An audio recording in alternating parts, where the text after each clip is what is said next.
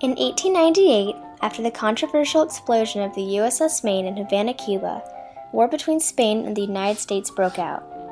After the 4-month Spanish-American War, Spain's colonies in the Caribbean were under U.S. control. Cuba finally became independent in 1902, and Puerto Rico became a territory of the United States at the end of the war. 2 years after being claimed as a territory, the United States Congress established a civil government on the island. In 1917, President Woodrow Wilson responded to the pressure of Puerto Rican activists for citizenship rights and signed the Jones Act, which granted Puerto Ricans American citizenship, but did not grant them the right to vote in Congress, as Puerto Rico was not a state. Following the signing of the Jones Act, the United States attempted to resolve some of the various economic and social issues that were present on the island. They introduced American currency, health programs, and economic policies designed to attract U.S. industry, and created more employment opportunities for native Puerto Ricans.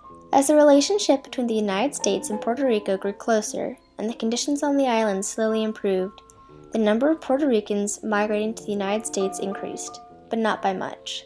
In 1920, only 5,000 Puerto Ricans were living in New York City. During World War I, 1,000 newly naturalized Puerto Ricans served in the Army. By World War II, the number of Puerto Ricans that served skyrocketed to 100,000. After World War II, there were now 58,500 Puerto Ricans living in New York City. World War II sparked the first major migration wave of Puerto Ricans to the mainland United States. Beginning in 1947 and lasting about a decade, this migration was mostly sparked by economic factors such as Puerto Rico's rising population, which had climbed up to 2 million people. But the standard of living on the island did not increase with it, causing an overcrowding and depression throughout the whole country. The depression in Puerto Rico made many citizens eager to have a fresh start, which is what my great-grandparents, Leonard and Leonor Barrero, were searching for. After migrating from the small town near San Juan, Leonard and Leonor settled in Red Hook, Brooklyn, and in 1933, my grandfather, Lee Barrero, was born. Many Puerto Ricans migrated to New York City into neighborhoods like Spanish Harlem or East Harlem. The Barreros settled in a neighborhood in Brooklyn that was home to a large Puerto Rican, Cuban, and African American population. Life for the average Puerto Rican throughout this time was not easy. Like many other immigrants, they struggled with poverty, unemployment, and racial discrimination, even among their own race. Darker-skinned Puerto Ricans were often excluded from jobs, education, and housing, and were frequently attacked by non-Puerto Rican street gangs.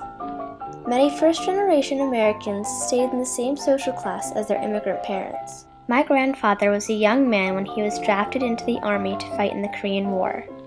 Not scheduled to go right away, Lee volunteered to move his draft date up to immediate status.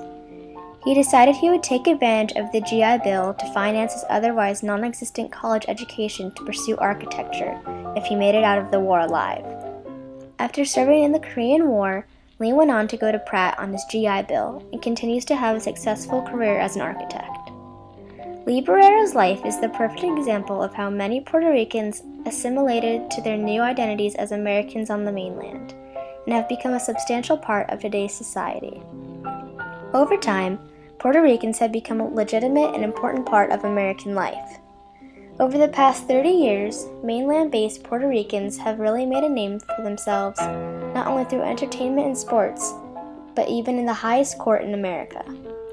After a long history of struggle, mainland Puerto Ricans are now starting to make their own way into United States history.